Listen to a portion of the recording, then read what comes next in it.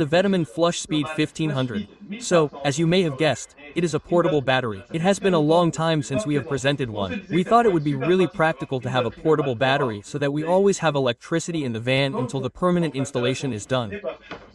That way, we will be able to use small electrical devices, recharge all our batteries, and have a primary source of electricity and energy in the van.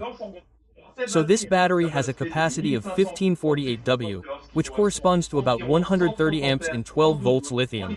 So that's already pretty good. So we have the three 220 volt sockets right there. Then in 12 volts, we have a cigarette lighter socket that allows you to put a compressor cooler in it, for example. So here, we have a whole series of USB and USB-C sockets. So this battery is really very practical.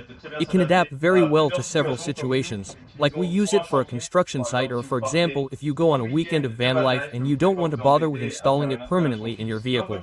That can be very practical.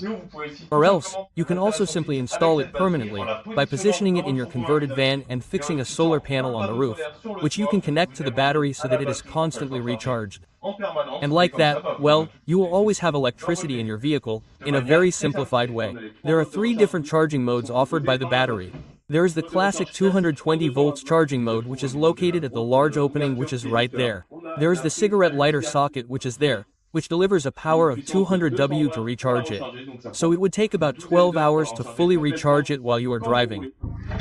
Well, we start at 67% and it takes 115 W. It was written up to 200 W on the instructions, but the charging power must depend on the alternator that we have. Here, we have the solar panel socket, which allows you to connect up to 400 W of solar panel. And on this side, there is enough to recharge the battery of your vehicle. And here, it is the section for adding an additional battery. We can also see on the battery that there is this compartment at the front that allows you to store cables on the construction site. We use this Karcher vacuum cleaner a lot. So we press it once to display the display and a second time on the button we need. So that's enough. You see a little fan blowing. Anyway, we don't know anything without testing. Go ahead and turn it on. The vacuum cleaner consumes 1200 W. That's still huge, right? And so, we only had 1 hour of autonomy with it. There's something else on a construction site that we often want to do, which is drink a coffee, or, for me who prefers tea, we'll see about heating water with the device. Let's start. So here, we have a consumption of 1500 W. It's a bit of a shame that this display isn't more precise with minutes. Okay, it's off. So I've lost, I would say, about 5% of battery, but I'll be able to use it. And I feel like I could make several. I took the Ryobi charger with a battery here that allows us to power the drill driver and the circular seat. And I also took this, a grinder, it's mains powered. First, I'm going to plug this in. Charger plus battery. There you go, the test is conclusive.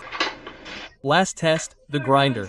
It's going to be super quick because it's really a tool that scares me a little. I'm plugging it in.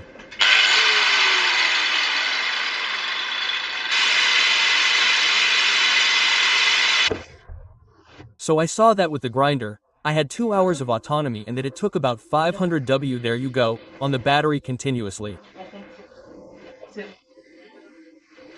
So it's really, really cool to know that you can use professional tools, construction tools for landscaping completely autonomously, at least while the battery is actually charging.